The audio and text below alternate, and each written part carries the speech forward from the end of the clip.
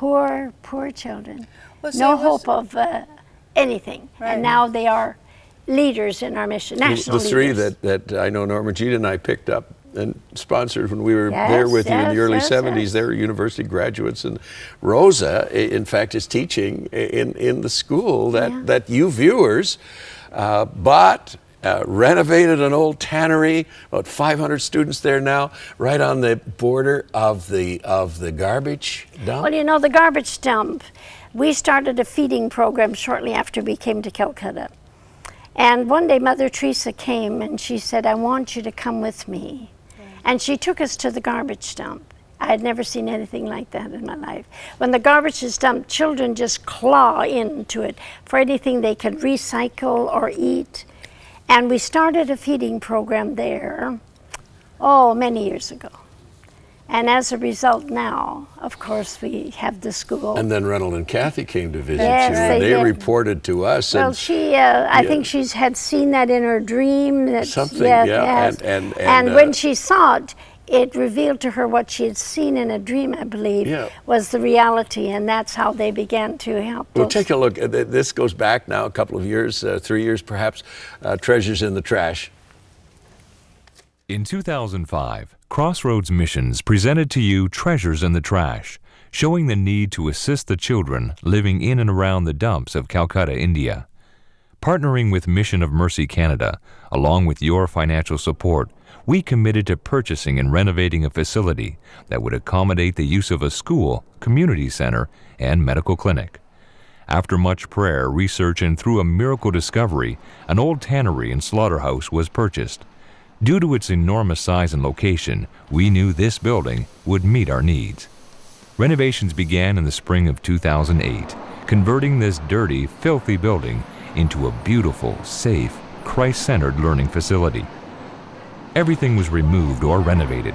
New plumbing and electricity were upgraded first, followed by new floors and the painting of both the inside and exterior.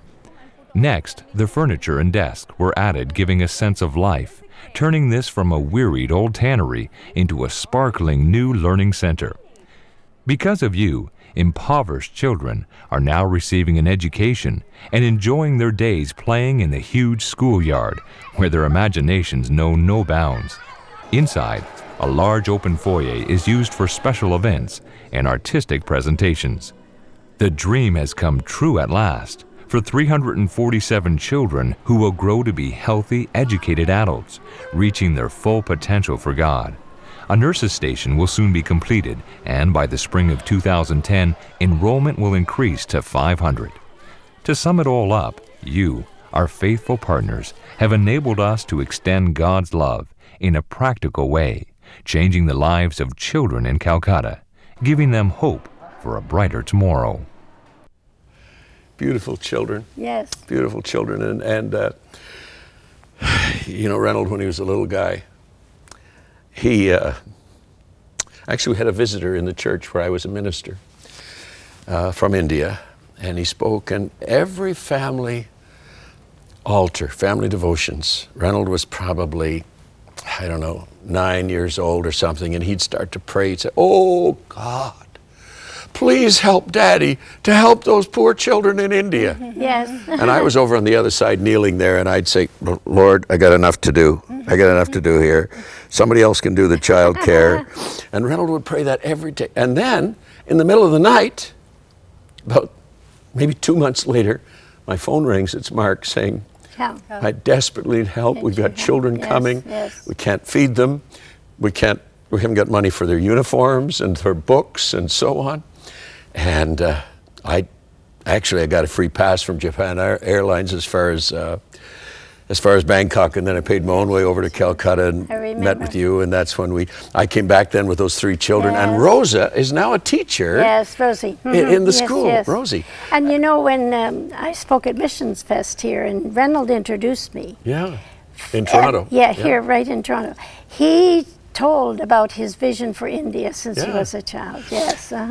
So, but I mean, I can't even begin to scratch the surface of what this mission, thousands of people mobilized. Bonnie, you have a special calling to the red light district of all places, you know, Prostitution Alley in Calcutta. Well, it's out of the hospitals. Now that the Lord has helped us to put the hospital back to where it's functioning so well. How many beds? It's 175 beds. 175 bed hospital. It's a full-fledged hospital, and Full we do surgery, the whole 40% thing. free, and now we are building 25 clinics in the village areas for women and children.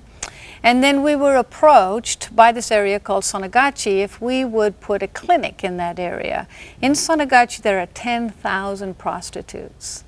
And what you have to understand is that these aren't women who have decided to choose this. They just don't have any other way to be able to provide for their families. I mean, and some of them have been stolen.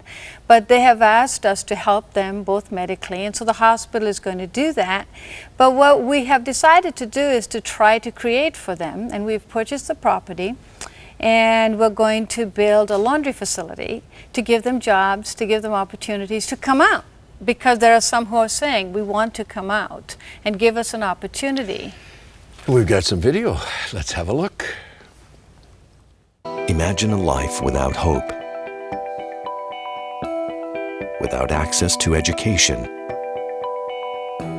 with no medical services available, and your only means of support is prostitution.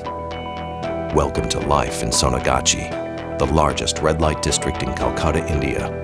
Here, 10,000 sex workers and their children suffer in silence with no one to be their voice.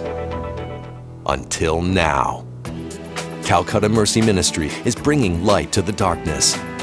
With your support, they'll establish clinics to administer medical care. Rehabilitation and healing plans will be developed, and education will be provided to give them a future.